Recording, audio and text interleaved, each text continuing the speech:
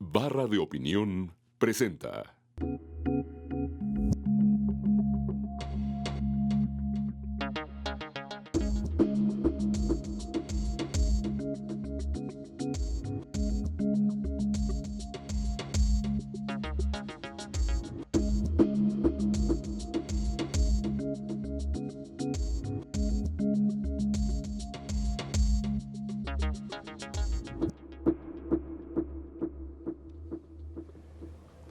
Buenas noches, bienvenidos a una emisión más de Entre Tres. Los asuntos internacionales muchas veces no los acabamos de dimensionar en todo su peso, en toda su importancia, pero en unas semanas como esta es imposible no estar viendo a lo que está sucediendo afuera.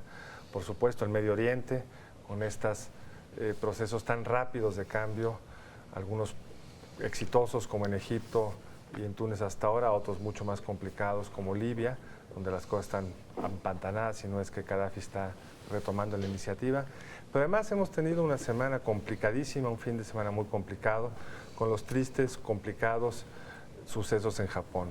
Un tsunami que tuvo una fuerza que los geólogos dicen era inanticipable, que llevó no solo a un terremoto inusualmente fuerte, sino, como ustedes saben, un oleaje muy grande, a una caída de la plataforma del Japón de casi 1 metro como resultado de este temblor, muertes, arrasó con muchísimas propiedades, con muchísimas vidas, con muchísimos pedazos del Japón, pero lo más grave, lo más triste, lo más preocupante es que además afectó a una serie de plantas nucleares en Japón que hoy están teniendo condiciones realmente complicadas, con el riesgo real de lo que se llama un derretimiento del núcleo del reactor. Obviamente no somos expertos en este tema, pero sí queríamos decir también algunas cosas respecto a las implicaciones que esto puede tener para lo que era el tema central de esta noche, que era hablar de Medio Oriente. Y para eso tenemos a 2 invitados de lujo, a Farid Kajad, que es un experto en los temas, profesor del CIDE. Bienvenido, Farid. Gracias. Y Juan Antonio Mateos, quien es un internacionalista muy conocido, embajador en varios de los países del Medio Oriente, a los que vamos a platicar y comentar en un momento. Bienvenido, Juan Antonio. Muchas gracias, Carlos. Pero quizá podríamos empezar a decir algunas cosas sobre lo impredecible del mundo, es decir, estábamos con todos los ojos puestos en el Medio Oriente y de repente surge un desastre natural, que ahora sí no se lo podemos achacar al cambio climático, sino son las condiciones que tiene nuestra Tierra que hace tan difícil planificar. Y los japoneses, que son los quizá irónicamente más han sufrido un desastre, una acción militar con el uso de la bomba atómica, que más de cerca con eso en esto, sí. Pero sin embargo no tienen recursos naturales y tomaron la decisión hace muchos años de tener un cierto porcentaje de su electricidad con energía nuclear. Pues les salieron mal todos los cálculos y hoy están en un desastre muy complicado. Siendo en esto, digamos, el paradigma de la previsión, de la seguridad, en donde todos los cánones de lo que deben ser todos los códigos para verificar la seguridad de estas plantas y tienen un problema en donde no solamente está el terremoto, sino que posteriormente el tsunami, con consecuencias que parecen que pueden ser realmente devastadoras. Ahora, ¿no? En esa misma línea, Jesús, a lo mejor podríamos hacer la lectura contraria. A mí me llama la atención el número relativamente bajo de muertes. Para la dimensión del sismo, estamos hablando de un sismo casi de 9 Richter, que es, vamos, ha habido, pasaban el otro día un reportaje, 4 más fuertes en toda la historia, 4 nada más. Y uno esperaría, y con una densidad de población como la que tiene Japón, en donde es edificio tras edificio tras edificio tras edificio, hubiera podido hacer aquello, digamos, estar hablando de cientos de miles de muertos. Y sin embargo, no hemos llegado a 10,000 muertos. Sí, la ingeniería japonesa habrá salvado miles de personas. Pero sospecho que vamos a encontrar que van a ser varias decenas de miles de muertos, porque apenas estamos... Tienes razón, que en otra condición hubieran sido centenas. O sea, recordemos el tsunami del 2006 se llevó 300,000 vidas. O sea, para ponerlo en perspectiva, ese ha sido el fenómeno natural más costoso. Entonces, dentro de todo lo que reflexionando, pensaba yo, Jesús, bueno, es horrible, 1 muerto es una tragedia, 1,000 muertos son 1,000 tragedias, pero para la dimensión del fenómeno para las escenas que ve uno con estos barcos entrando a los campos de cultivo, estas olas inmensas. Digamos, la transformación en unas horas de la geografía de un país, en donde vemos estas imágenes terribles del satélite, en donde se ve lo que pasaba antes, digamos, el retrato de un país antes y después de la desgracia, ¿no? Pero parece paradigmático. Las dos grandes imágenes de destrucción son japonesas. La destrucción del 45 de la bomba atómica, Hiroshima. Estas imágenes renacen de alguna manera con lo del tsunami. Esto es muy brutal, pero yo quisiera también brevemente referirme a esto. Yo también creo que la organización japonesa, y la organización permanente con los temores de los temblores, todo, han salvado posiblemente miles y miles de vidas. Incluso un dato que decía algún periodista en New York Times muy interesante, que no han salido a la calle a saquear, ha habido el típico comportamiento japonés de enorme orden, hicieron cola para entrar al metro, etcétera. Pero sí creo que estamos ante una tragedia que aún no podemos saber dónde termina. Y acá además es grave son graves las consecuencias que esto pueda tener para la economía mundial, ¿no? En un momento en que Japón andaba tambaleándose, viene tambaleándose desde los 90, ¿no? Entre la recuperación y la recesión. Europa está en la misma situación, Estados Unidos tiene una recuperación más bien anémica, y en donde los mercados emergentes eran los que empujaban la economía global, pero ahora China empieza a enfriar su economía para enfrentar la inflación. Se producen dos shocks, ¿no? Uno es el alza del precio del petróleo, producto de la conmoción política en el Medio Oriente, y cuando el alza del petróleo cuando el precio del petróleo, estaba empezando a descender nuevamente, este fenómeno que si sume a Japón en una recesión podría ser el tiro de gracia para la recuperación económica mundial. Ahora, quizá el riesgo de recesión en Japón, dado que es un país con una enorme fortaleza financiera a pesar del enorme endeudamiento, tendríamos que ver una reconstrucción muy dinámica. No estamos hablando frente a un país sin instituciones, sin empresarios, sin recursos. Quizá el impacto en mediano plazo o corto plazo es el desacreditamiento nuevamente de la industria nuclear. Es decir, si a los japoneses les falla esto, ¿qué podemos esperar? Lo decías tú en la entrada, en Irán, o qué podemos esperar en países con mucho menos experiencia. Francia. Sí. Francia. Bueno, pero el punto es, le da a los países productores de petróleo aún más control sobre la energía, porque la idea de pensar en lo nuclear como una compensación alternativa al petróleo. En Alemania ya se están deteniendo los proyectos para ratificar los permisos de las plantas. De hecho, están haciendo una revisión de todas las plantas en Alemania. O sea, sí está afectado. Yo creo que va a ser al final un poco injusto que le vaya así a la energía atómica, pero lo que está pasando en Japón definitivamente va a afectar todo este... Por eso dije Francia, porque cuando ve uno la distribución, digamos, de fuentes de energía del Japón, lo tiene bastante diversificado. La energía atómica era apenas el 25-28% de su abasto, y tenían fuentes naturales y fuentes tradicionales. Entonces, si eso le ocurre a un país como Japón, desarrollado, ¿qué podría ocurrir en un país como Francia, que tiene el 70% de la fuente de producción de energía nuclear, que ha apostado a la energía nuclear y que hoy depende de manera brutal de esa decisión? Es decir, yo creo que sí es un trancazo terrible. Yo quisiera recuperar lo que decía Farid. No tenemos noción de que cómo puede esto impactar. No sé cómo han cerrado las bolsas hoy, pero desde ayer en la noche la observación era, va a haber un desplome con todo lo que esto supone de arrastre de la tercera economía del mundo. Acaban de descender un peldaño y fueron rebasados por China, pero siguen siendo la tercera economía del mundo, muy por encima del cuarto lugar, ¿no? Yo diría que además en el tema específicamente nuclear, acá hay dos grupos de países que en mi opinión son fuentes de riesgo. Porque todos los demás, todos los que no son o los 5 miembros permanentes o países que están al margen del derecho internacional en la materia, como Irán o Corea del Norte, mal que bien tienen supervisión de la Agencia Internacional de Energía Atómica y se les puede ofrecer ayuda para garantizar la seguridad de sus plantas. Pero los 5 miembros permanentes, básicamente por razones de seguridad, no permiten habitualmente ese tipo de inspecciones, no están obligados a tenerlas, incluso si mal no recuerdo. Y vimos que en el caso de la Unión Soviética, digamos, no se habían tomado medidas de seguridad necesarias. La única gran crisis que hemos conocido antes de esto es la de Chernóbil, pero Chernóbil nos enteramos del problema cuando empezó a haber lluvia radioactiva en Suecia, porque la Unión Soviética ocultaba la información. Y en el caso de Irán o de Corea del Norte, donde los programas nucleares son básicamente secretos, si llega a haber alguna crisis, no van a acudir, como ha hecho Japón, a la cooperación internacional para resolver el problema, y probablemente nos enteremos muy tarde. Es una industria, digamos, segura. El problema es que cuando falla, la falla tiene un costo exorbitante, ¿no? Y cuando uno ve todas las cosas que hicieron para proteger una eventualidad y cómo se fue encadenando uno tras otro, lo que no debería de suceder al mismo tiempo, y a veces las cosas suceden. Y cuando suceden, pues es tal el costo del desastre que sin duda, no sé por cuánto tiempo, pero va a poner decías tú, ya empezado en Alemania, a poner en suspenso Estamos cualquier nueva todavía autorización. en momentos en donde no es claro el panorama de cuál es el riesgo, cuáles pueden ser las consecuencias, pero digamos que el diagnóstico de lo que puede suceder en los próximos días sí es realmente muy alarmante, ¿no?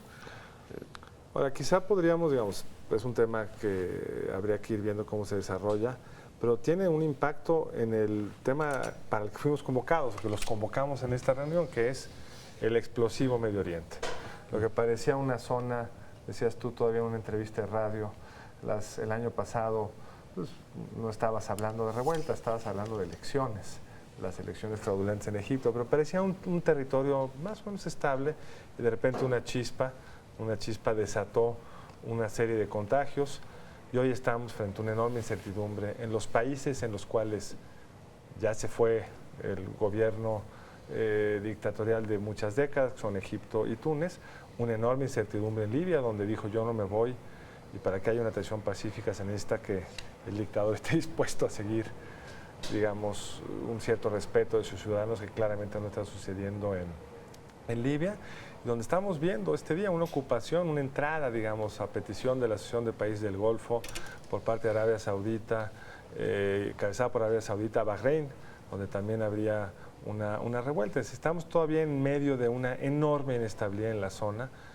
que seguramente se va a ver indirectamente afectado por lo que vimos en Japón, pero que esos conflictos en sí mismos tienen un impacto en la economía mundial, en la zona, muy importante. Bueno, a mí algo que me tiene, digamos, desconcertado y que la verdad no sé muy bien cuál va a ser la salida, a lo mejor nuestros invitados tienen más luz, es este dilema de la comunidad internacional, de la Unión Europea, de los Estados Unidos, de la Liga de Países Árabes, de Naciones Unidas, de qué hacer, porque por un lado existe, digamos, la tentación humanitaria de una intervención que podría ser, digamos, el tratar de, para decirlo en términos llanos, paralizar los cielos de Libia, lo cual, bueno, según han aclarado pues, el propio Departamento de Estado de Estados Unidos y el propio Secretario de la Defensa, supondría bombardear los aeropuertos para impedir que haya despegues y aterrizajes de los aviones y el equipo que tiene el gobierno libio, Gaddafi.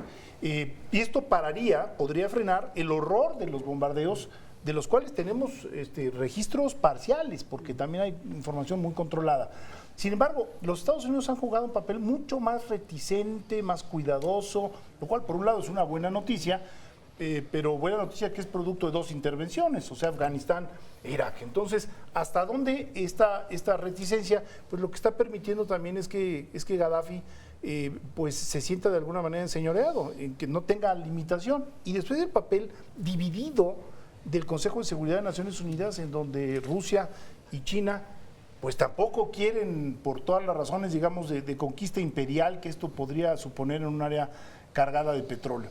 Entonces, el vacío de reacción, pasan los días y los días y los días, y el vacío desde el punto de vista humanitario es un horror. O sea, un comentario sobre esto.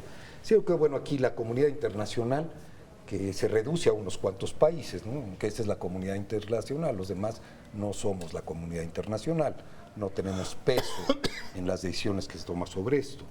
Pero estamos hablando de una región donde durante siglos, el pretexto de Occidente para intervenir ha sido liberarlos. Sí. Esto es desde la época de Napoleón a fines del 18, todo lo que pasa en el 19, la intervención de Inglaterra, de Francia en Argelia, siempre es para liberarlos.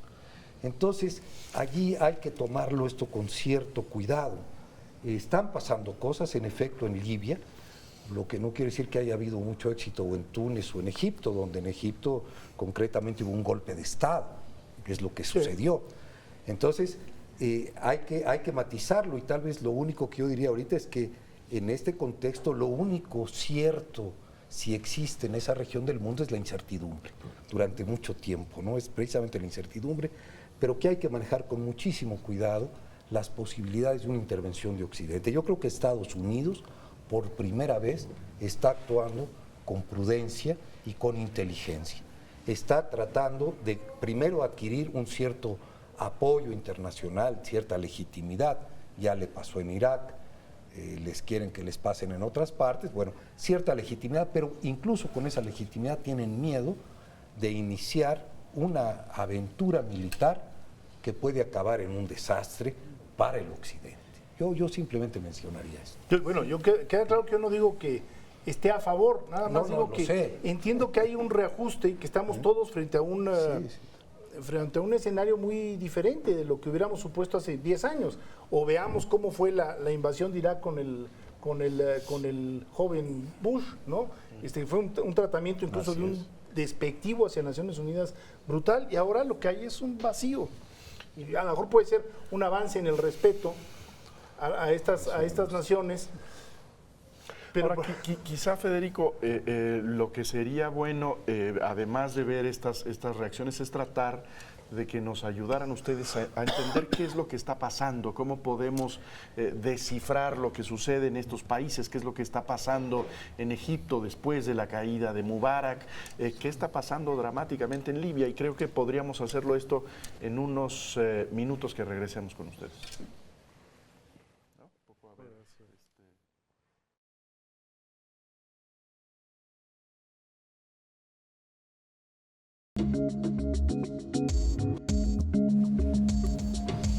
Bueno, fuimos convocados para hablar precisamente del norte de África, de estas revueltas, revoluciones, estas transformaciones que hemos visto en las últimas semanas, meses. Sin embargo, tuvimos que hacer un apartado para abordar el problema de Japón.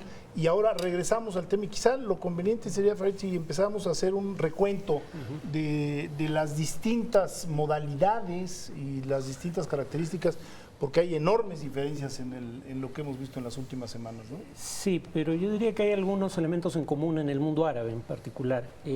Uno primero es la proporción de la población total que representan los jóvenes, ¿no? No es casual que en Estados Unidos la década de la contracultura fueran los 60, que es la década de los baby boomers, o sea, cuando esta generación particularmente grande que nace tras la Segunda Guerra Mundial llega a la juventud.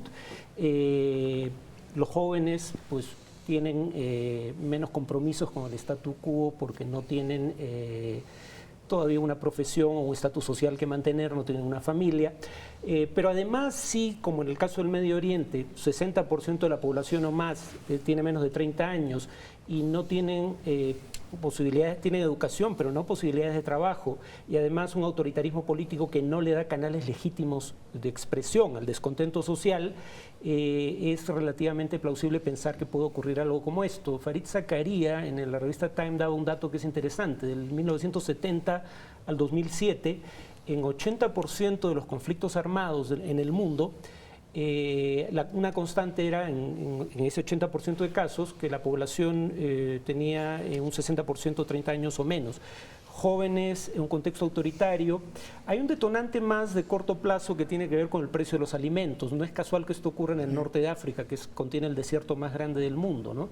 Salvo por Egipto, que en una época tuvo alguna producción importante de alimentos, pero que ya no la tiene.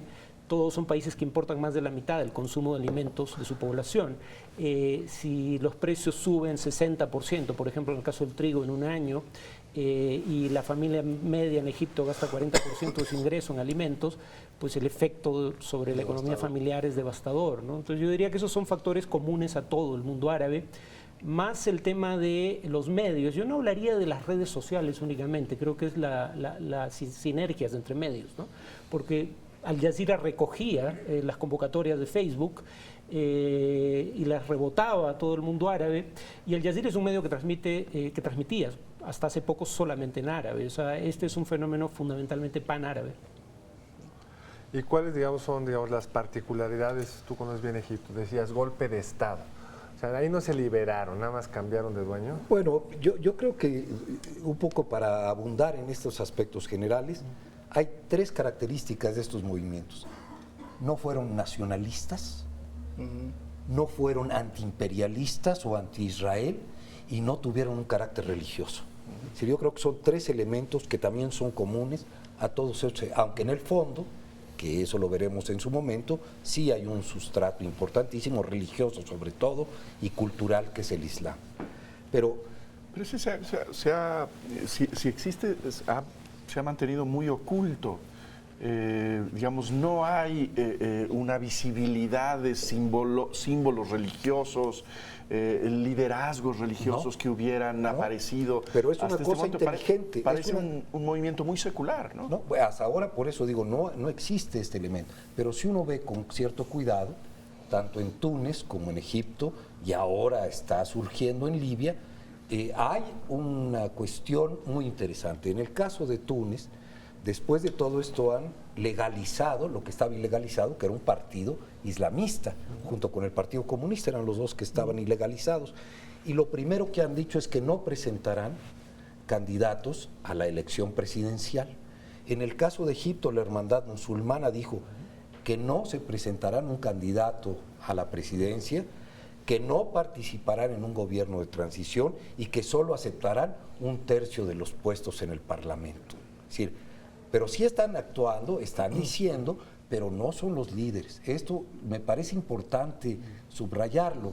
En el caso de Libia, además, donde ha surgido el movimiento en el este de Libia, pues allí también hay una tradición importante del Islam y de movimientos que fueron en su momento muy importantes y que ayudaron a la liberación de Libia de la presencia italiana. Entonces, todo esto está por allí. Entonces, simplemente mencionarlo. Y en el caso de Egipto, si uno ve con cierto cuidado lo que sucedió, además de estas grandes manifestaciones de la gente en la plaza esta enorme, no hubo marchas por las calles. Esta plaza estuvo perfectamente cuidada por el ejército desde un principio. Entraban y salían los que el ejército quería. Hubo un momento en que permitieron la entrada de ciertos grupos, que era la policía disfrazada y qué sé yo, que entraron a reprimir en un principio, pero el control fue absoluto. Y tuvieron, además estamos hablando de un ejército, con una palabra muy mexicana, fue maiciado por Estados Unidos durante 30 años. Le dieron $1.400 millones al año para sus juguetes. Si tienen totalmente, allá hay un control y unas alianzas muy importantes. El caso de Egipto es particularmente distinto en la medida en que sí es la frontera con Israel y que un cambio sustantivo en la perspectiva o en la internacional de Egipto puede cambiar radicalmente para Israel todo el panorama. Y entonces entramos en uno de esos temas de los que no se ha hablado mucho, de Israel, y del otro tema central de todo este movimiento, que tampoco se habla mucho, que son los palestinos. Ahora, en términos del cambio en Egipto, parece que hasta el momento se trata todavía simplemente de un relevo en la cúpula del poder. No estamos en un momento en que podemos decir está prendiéndose un proceso democratizador. Si eso sucede, sucederá después de hoy, porque no hemos visto, más allá, de estas expresiones de una movilización social, que se haya puesto en marcha un proceso de liberalización de las reglas del juego, de los actores políticos. Es totalmente cierto. ¿No? Y muy brevemente, en la historia contemporánea de Egipto, 3 presidentes nada más. El derrocamiento del rey Farouk en el año 52 por los coroneles, el ejército, Nasser con todas sus características de Nasser, pero lo sustituye otro militar, que va a ser Anwar el Sadat, Sí. y que lo van a asesinar. Y a partir de ese momento, en el año 81, era Mubarak, y ahora está otra vez. Es decir, el ejército ha estado allí, aunque tenían sus... pero es el ejército. Sí, Entonces, Moisés ahora- Naim publicó un artículo, este analista y director de Foreign Policy publicó un artículo muy interesante en donde decía, no se confundan, son los fusiles. Los que han dado estabilidad, dijo, han sido los fusiles, y lo que está detrás en la discusión son los fusiles, Pero- son las revueltas ciudadanas y el control al final militar, ¿no? Pero al final la voluntad de disparar es más importante que tener o no un fusil en las manos, ¿no? Y esa voluntad no la tuvieron los militares ni en Túnez ni en Egipto. Creo que hay una explicación para eso. En el caso de Túnez, los militares podían desmarcarse del régimen político, podían dejarlo caer manteniendo sus prerrogativas institucionales. En el caso de Egipto es más difícil porque los militares son la burguesía del país, poco menos, o sea, son dueños de buena parte de las empresas que antes eran del Estado. El proceso de privatización fue, en buena parte del Medio Oriente, había un proceso de expoliación de los bienes públicos para beneficio privado, o bien en el caso de Egipto, su transferencia a manos de una institución particular dentro del Estado, que eran las Fuerzas Armadas. Las Fuerzas Armadas en Egipto sí tienen intereses, que preservar, más importantes que los de Túnez, pero podían preservar esos intereses de mejor manera, creo yo, deshaciéndose de la figura de Mubarak. Hay fuerzas armadas que son menos proclives a traicionar a los gobernantes de turno, la Siria en particular. ¿Por qué? Porque en el caso de Siria la élite gobernante proviene de una minoría étnica. Y entonces los alawitas, una minoría escindida del Islam sunita, o chiita, perdón, o sunita. Pero bueno, el tema es que los alawitas son solo 15% de la población y controlan las unidades de élite de las Fuerzas Armadas y controlan el alto mando. Saben que en un contexto democrático no van a tener las prerrogativas que tienen ahora como minoría gobernante, y peor aún, saben que en un contexto postdictatorial, aunque no sea democrático o no, dicho sea de paso, pueden ser víctimas de discriminación y represalias. Esas Fuerzas Armadas serían probablemente menos proclives a traicionarlo. Por eso, en el caso de Libia, cuando los conscriptos desertan en masa, son las unidades de élite controladas o dirigidas por los hijos del propio Gaddafi las que siguen combatiendo, y los mercenarios extranjeros, ¿no? Y dicho sea de paso, ahora que se busca tantas analogías con otras experiencias históricas, hoy día empezó el 1848 el Medio Oriente, o sea, las revoluciones democráticas europeas frente a las cuales las monarquías absolutas hicieron causa común para sofocarlas. Bueno, eso acaba de ocurrir, ¿no? A la luz de la distracción que generó el tema de Japón en los medios, Arabia Saudita ha entrado con tanques en el territorio de Bahrein, los Emiratos Árabes Unidos también, y los otros miembros del Consejo de Operación del Golfo dicen que van a hacer lo propio, a pedido presuntamente del gobierno de Bahrein, aunque eso está en discusión. Y en el caso de Libia hay indicios crecientes de participación de Argelia y de Siria. Los dos pilotos de un avión que fue derribado resultaron ser pilotos sirios. O sea, las autocracias del Medio Oriente están pasando a la ofensiva. Pero hay otro dato curioso, la Liga Árabe pidió una intervención, congelar el espacio aéreo para evitar la masacre que está dándose, hasta donde podemos ver en los números, por parte del coronel Gaddafi y su régimen. Es decir, el propio mundo árabe no está tan claramente en ese sentido, por la propia transformación que se ha dado en algunos países del norte de África, y porque es claro que el daño que se está generando a la población y las implicaciones de un Gaddafi exitoso tampoco son muy proclives a la estabilidad, digamos, generaría todo una problemática adicional. Creo que es más fácil dejar caer a Gaddafi que el régimen de Bahrein, sí. Eso Porque Bahrein es uno de ellos. Es la quinta flota norteamericana. Pero aquí hay otros elementos importantes, y es que todos y no se menciona, yo creo, lo suficiente, que estos grupos, digamos, que dominan o que rigen estos países, están o han estado en absoluta alianza con el Occidente, y que el Occidente ha permitido permanentemente que esto suceda. Es decir, todos son países muy jóvenes, países creados después de la Primera Guerra Mundial, y que se lo repartieron los europeos, se repartieron esto. y que no ha habido, por eso no tiene nada que ver con la democracia, yo ahí estoy, no ha habido ningún movimiento, es otra cosa. Sí, porque hemos querido, digamos, hay una forma de verlo que es a través de esta ventana que se está viendo. Hay analistas en Estados Unidos que dicen es que esto es el 1989, es una forma de lo que sucedió en Europa del Este, está sucediendo admirablemente en el mundo árabe. Yo creo que hay simplemente la visibilidad de estas expresiones sociales en una plaza. Pero no es la clave democrática la que nos explica hasta este momento el proceso. Pero yo tampoco diría que todos son los amiguitos de Occidente, digamos. Gaddafi es un amigo muy reciente. No, pero un amigo reciente, claro. Sí, pero durante muchos años pudo gobernar sin ser amigo. Sí. Es decir, había otros espacios que te da el control del petróleo, que te dio la Guerra Fría, que te dio la capacidad, como en el caso de Irán, de desafiar a la comunidad internacional y aún así sobrevivir, porque son países que tienen pues, una fuente importante de recursos que se llama el petróleo.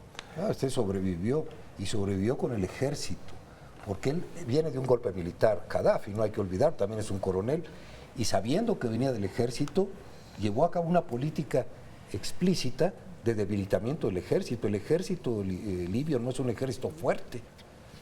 En cambio, recurrió a grupos de mercenarios y a grupos paramilitares que tenían mejores armamentos, como lo estamos viendo ahora. Pero el ejército mismo no es un ejército como lo sería el egipcio. Decías, Juan Antonio, algo que me parece muy interesante. No han surgido todavía reivindicaciones, digamos, de tipo nacionalista o de nacionalismos, quizá habría que decir. Uno podría en cada uno de estos países encontrar texturas culturales, étnicas, suficientes como para pensar en tensiones. Sin embargo, esto no ha estado domeñado, ha estado de alguna manera sometido a otro tipo de reivindicaciones. Y en ese sentido sí creo que la postura, digamos, de Jesús de pensar que pudiera ser un fenómeno más homogéneo de tipo democrático, sirve, porque han pasado las semanas y las semanas y no vemos lo otro, que lo otro aflore, que lo otro aparezca. Son consecuencias también de una modernidad a lo mejor no deseada por ellos, pero que pasa, como lo decía Farid, pasa por los medios y en particular por las redes, que fue lo más llamativo, a pesar de que el número de afiliados a las redes es proporcionalmente bajo, el impacto ha sido enorme, ¿no? La convocatoria, partiendo de que los medios no son totalmente libres. Entonces es una mezcla de factores, ¿no? Sí, las redes son... la penetración de Internet en Túnez es más alta que en México, por ejemplo. Túnez sí tenía una penetración de 34%. En Egipto es ligeramente inferior a México, ¿no? Están ligeramente por encima del 20%. En Libia sí es virtualmente inexistente. Ahí no fue un factor. Pero digamos, en el caso de Túnez, cuando uno ve Túnez, tiene todas las características que la literatura académica de los 70s consideraba propicias para la democracia. Una clase media profesional importante como proporción de la población, que en esta coyuntura hizo alianza con los sindicatos que no tenían una agenda radical, políticamente hablando. Los sindicatos unieron a sus demandas económicas las demandas políticas.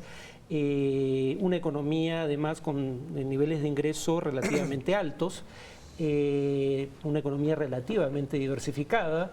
O sea, Túnez era un ejemplo y un sistema político secularizado, ¿no? Sí. Túnez era un candidato ideal para un proceso de democratización. Pero ¿por qué era? A lo mejor todavía puede. No, es. Deberíamos de discutir esto en el siguiente segmento. Estamos discutiendo con Farid Cajad y con Juan Antonio Mateos, el Medio Oriente, sus implicaciones, sus causas. Estamos un momento más de regreso aquí en Entre Tres.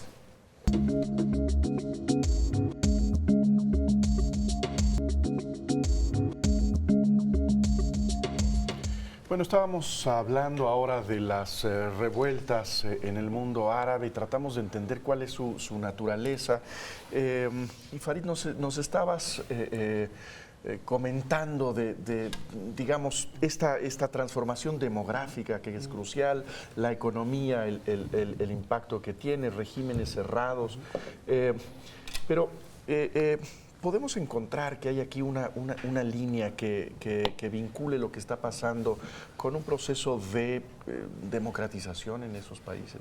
Varía de caso a caso, pero comentaba en el intermedio que me tomé la molestia de contar las palabras más socorridas en las pancartas de los manifestantes, tanto en Túnez como en Egipto. Obviamente no ha habido manifestaciones propiamente dichas en Libia. Y en Túnez y en Egipto las dos palabras más comunes eran las que se vaya, o frase en este caso, y que se vaya el presidente Ben Ali o que se vaya el presidente Mubarak. Curiosamente no se hablaba del régimen, se hablaba de la figura presidencial, lo cual probablemente sea un elemento más bien de realismo político. Sabían que con los militares tenían que negociar tarde o temprano, pero al menos que se fuera la cabeza visible del régimen. Y por otro lado, libertad, es una palabra bastante jorría, ¿no? De hecho, la canción que se ha convertido en una suerte de himno de los manifestantes egipcios se llama La Voz de la Libertad, ¿no? Democracia aparece menos, lo que no aparece jamás es la frase Estado Islámico. Yo no vi un solo cartelón que hablara de un Estado Islámico, ni siquiera Al-Nahda, el principal partido islamista de Túnez, o la Hermandad Musulmana, en el caso de Egipto, hablan de un Estado Islámico. De hecho, la Hermandad Musulmana, claro, habría que poner a prueba sus convicciones democráticas, pero dice que quiere una democracia representativa. Probablemente el problema que yo vería con la concepción de democracia que ellos tengan tiene que ver más que con el principio del gobierno de quienes sean elegidos por voto popular, con el principio de los derechos individuales. Pero incluso en eso yo creo que la posición actual, al menos de la hermandad, que en el pasado tuvo una posición bastante distinta, es una posición que no lo hace un movimiento necesariamente incompatible con la democracia representativa. Así es, a mí creo que tiene que ver con varias cosas. Uno, recuerdan ustedes que cuando el presidente Bush planteó, Bush el último, no el padre, sino el hijo, planteó la democracia, implantar la democracia de Marruecos a Pakistán, ¿no? Es decir, la democracia occidental, ¿no? Y entonces, bueno, estarían los ejemplos de Túnez, donde se hablaba con una condición, que no se expresaran las mayorías, porque si se expresan las mayorías de Marruecos a Pakistán, no es que lleguen los extremistas del Islam, sino que ciertamente los grupos islámicos tendrán un juego y una presencia muchísimo más fuerte de la que han tenido hasta ahora. Y el hecho de que no haya habido una dirección o una manifestación religiosa creo que es fundamental. Yo lo anotaba hace un rato, nunca se escuchó Allahu Akbar. Es decir, de vez en cuando había un Allahu Akbar, pero se perdía en medio de los... ¿Qué significaría? Que es Dios es grande. Y es el grito, digamos, del Islam, que siempre ha habido Allahu Akbar, Dios es grande. Entonces, esto me parece, pero yo quisiera agregar algo que tiene que ver con todo esto, obviamente. Es decir, el tema es la modernidad o la modernización. Y yo diría que en el caso de estos países del Medio Oriente, de África del Norte, hay un grupo que sería el grupo dirigente de estos países que consideran que modernizarse es ser igual a Europa y a Estados Unidos. Eso es modernizarse. Entonces hay que hacer todo para ser modernos de esa manera. Y yo creo que por abajo, y de manera muchísimo más generalizada de lo que uno pudiera pensar, hay corrientes importantísimas y de una enorme fuerza que consideran que es la democracia que surge a partir de su propia cultura, que es el regreso a las raíces y la reflexión permanente sobre el papel del Islam en estas sociedades como el elemento de identidad y central a la cultura. Entonces yo creo que allí empieza y hay una contradicción que conforme avancen estos movimientos, no es tan rápido, allí los tiempos son muy largos y va a ir planteándose este tipo de contradicción. Que ya no son tan largos, ¿no? Sí, seguirán siendo estos largos. procesos han sido realmente muy rápidos. Sí. La manera en que se han ido desencadenando y las repercusiones de una frontera a la otra, la verdad es que ha sido una aceleración histórica notable. Pero no sabemos a dónde van a terminar, no sabemos, y eso cambia por supuesto, todo. Esta es la naturaleza de esta discusión, que sí hay muchos caminos abiertos. Puede ser una democracia que yo sí pienso que tiene una matriz occidental, que significa pluralismo, que significa votos, garantías, que significa elección. Pues eso no va a ser así necesariamente. Bueno, la otra que en Túnez quizás sí, ¿no? Incluso en Egipto, ¿no? De hecho, cuando uno ve las reformas constitucionales constitucionales que se están discutiendo en ambos casos están yendo hacia lo que en esencia es una democracia representativa, ¿no? No tiene, en ambos casos, ni siquiera los partidos islamistas, y repito, esto es un cambio respecto a su posición de años atrás, pero es un cambio aparentemente real, ni siquiera los partidos islamistas están pidiendo que el Corán sea fuente de derecho. Hablan de algo que en el caso de Egipto es muy similar, curiosamente, a lo que está aprobado en la Constitución iraquí, aprobada bajo ocupación americana, pero con consentimiento de las fuerzas políticas representadas en el gobierno y en el Congreso, y es que haya un marco de referencia islámico que no significa nada en concreto. Lo que significa va a depender de la lucha política en cada momento, pero el Corán y la religión en general no son fuente de derecho, ¿no? Incluso están diciendo que el modelo es Turquía, ¿no? La claro. idea es que se pueden conciliar el Islam con la democracia. Hay encuestas, 2/3 de los árabes ven a Turquía como modelo, nadie ve a Irán como modelo. No, pero, Ahora, pero yendo Turquía sí. Turquía sí. Turquía. Ahora, el otro tema que quizás es el más dramático y hace 15 días parecía que se iba a resolver muy fácilmente, como las otras dos revueltas, es el caso Libia, que tenemos mucho menos información, que parecía que estábamos con un loco que había perdido control de la realidad. Probablemente es un loco, pero no perdió el poder.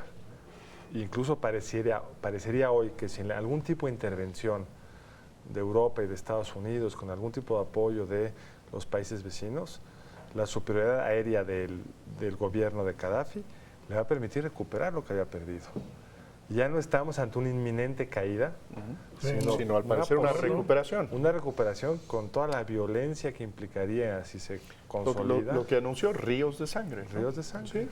Ahora, empieza a haber señales también de regionales interesantes. Por ejemplo, Mohamed VI en Marruecos anunció un cambio en la conformación misma del gabinete, en la forma de ratificación de los funcionarios, o sea, el temblor, al poder del restricciones monarca, al ¿no? poder del monarca, aunque, digamos, uno diría, les falta mucho. Sí, pero ha habido reacciones, o sea, las capas telúricas se movieron y se sintieron en toda la zona. Ahora, ¿qué piensan ustedes de Libia? O sea, ¿cómo ven evolucionando Sin una...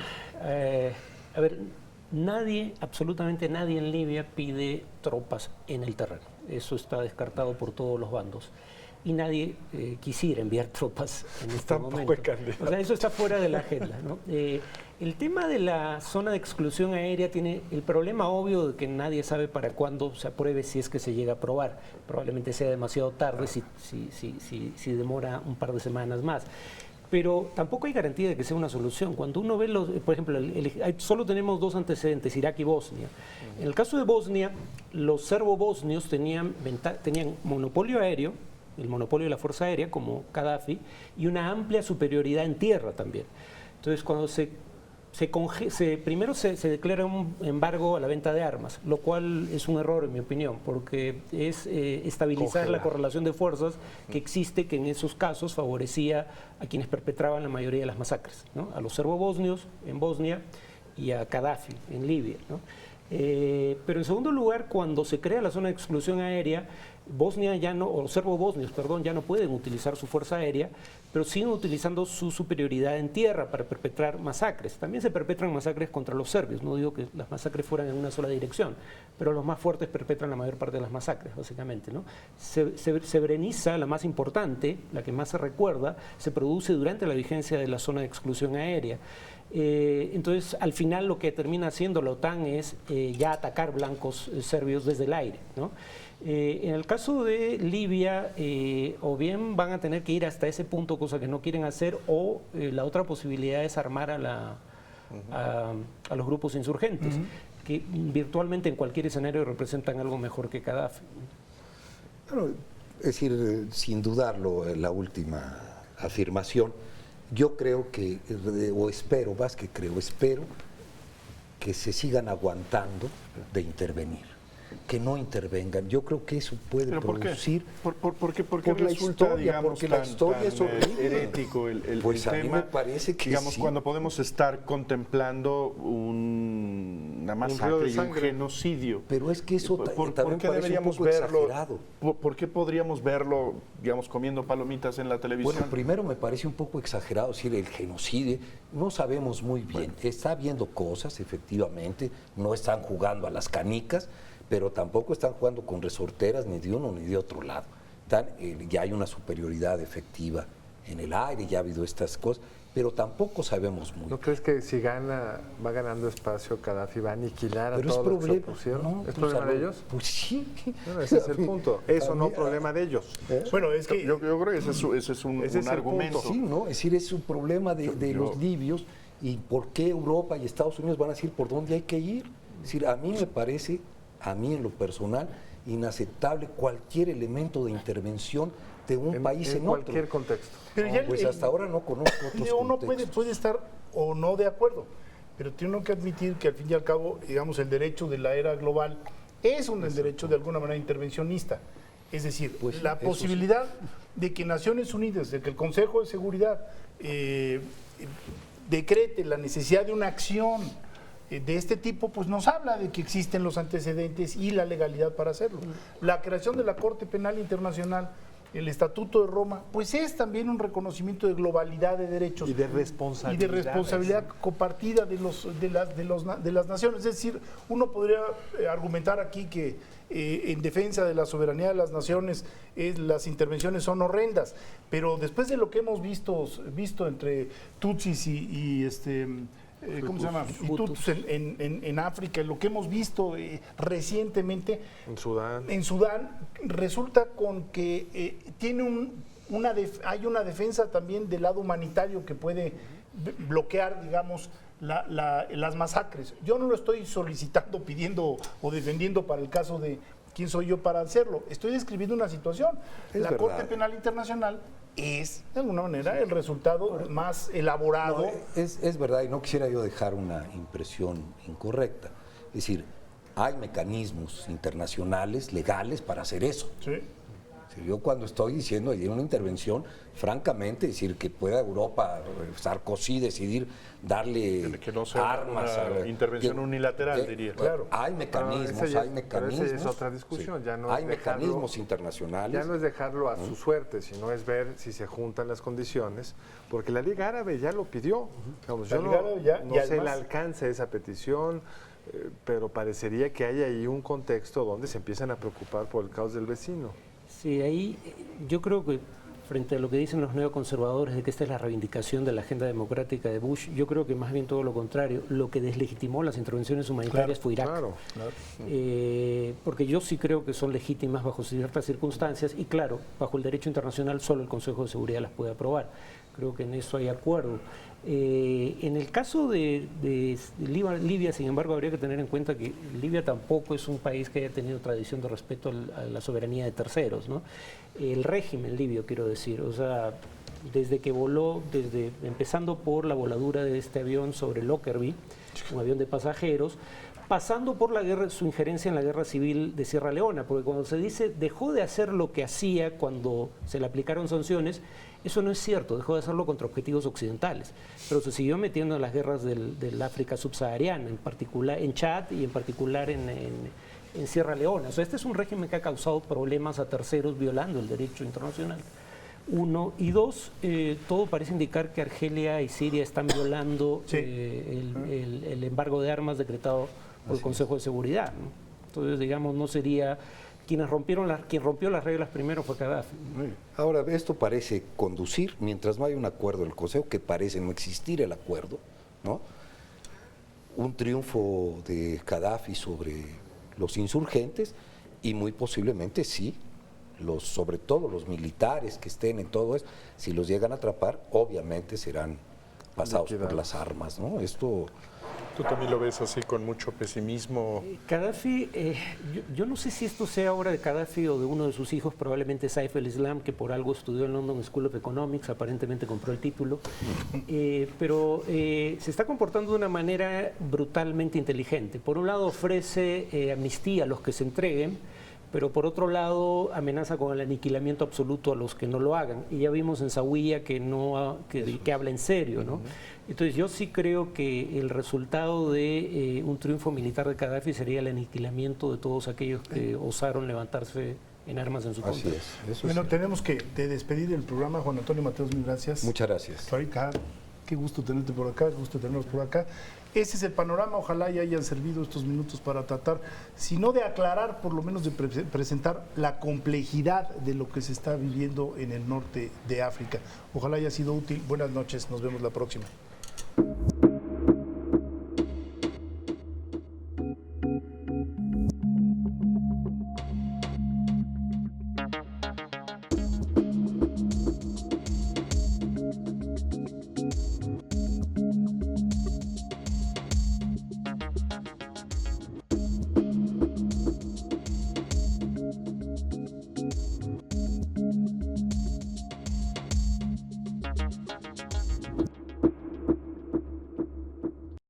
Barra de Opinión presentó.